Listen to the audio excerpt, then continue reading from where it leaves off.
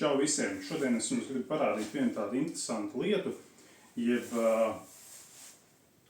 čeholu, manuprāt, ideālajā izpildījumā, kādu es vēl joprojām feederim nebiju redzējis, bet tagad esmu.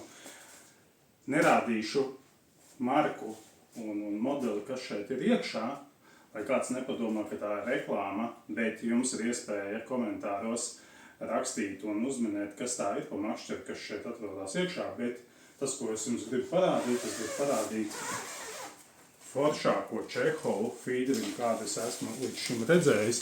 Man feederi ir ļoti daudz, ja, ļoti daudz un dažādi bijuši. Ja. Šeit iekšā nāk spicas, kabatas posmiem, ja.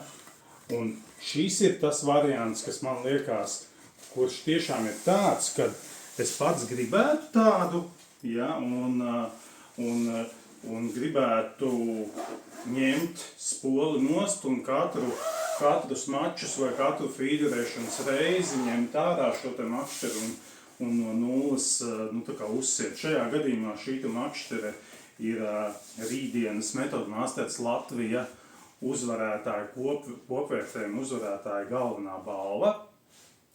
Tā kā ievērtējiet, rakstat komentāros, par ko es šeit runāju un kas šeit ir iekšā par makšķeri, ja, un izsakat viedokli par šo te čeholu. Tiešām man liekas labākais, ko es līdz šim esmu redzējis. Tā kā tiekamies pie ūdeņiem, pagaidām čau!